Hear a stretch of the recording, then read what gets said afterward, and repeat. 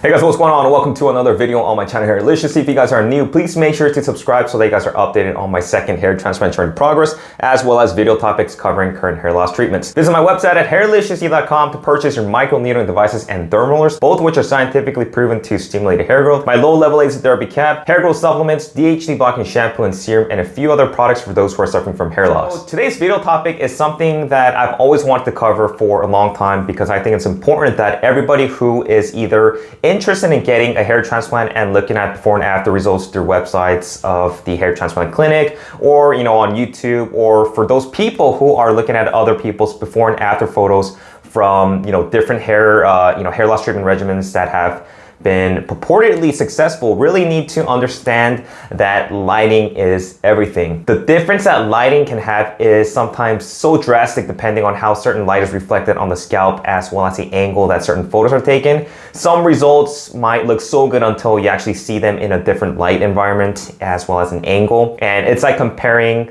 like literally day and night. One patient may look like he has full density hair, while another photo in a different lighting environment shows that the same person is diffuse thinning. So it can actually be very deceptive, and this is unfortunately a tactic that a lot of these hair transplant clinics are using on potential patients by reflecting on results that are very fraudulent and don't truly reflect the true nature of the condition of their hair. And some clinics might go as far as photoshopping results to make their clinic more enticing compared to others.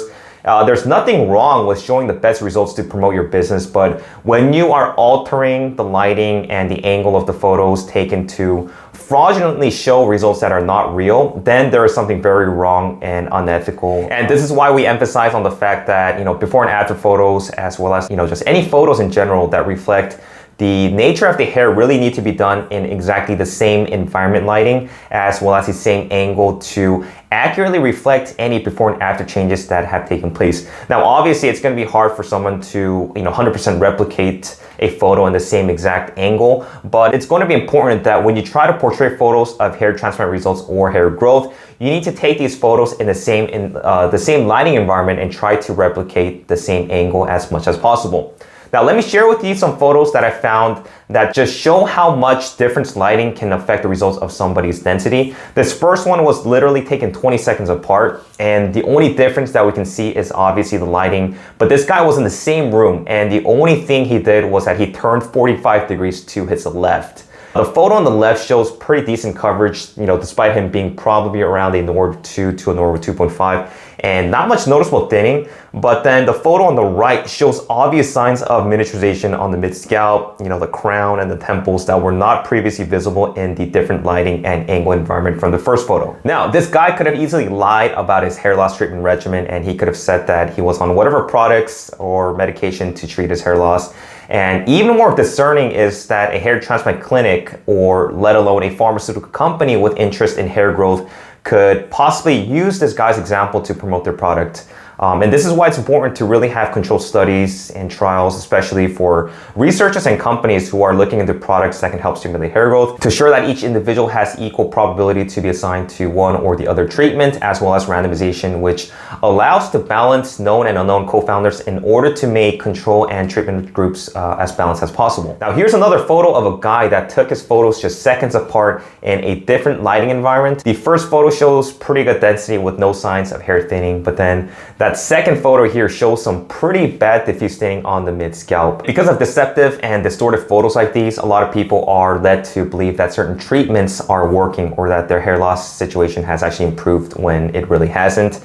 Had somebody not disclosed this, they probably would have thought that the two photos were literally months apart and that whatever the person was using to treating hair loss was indeed working, when it clearly was not the case. And also, the problem also rises in a lot of hair transplant patients as well, because if you can't see a doctor face to face, it's all done via telemedicine and through photos that you would have to send to the doctors for evaluation. And this can actually mean the difference between you being a good candidate versus you not being a good candidate. Or maybe the photos that you guys took were too overexposed or underexposed, which can lead to getting an inaccurate hair transplant consultation and quote.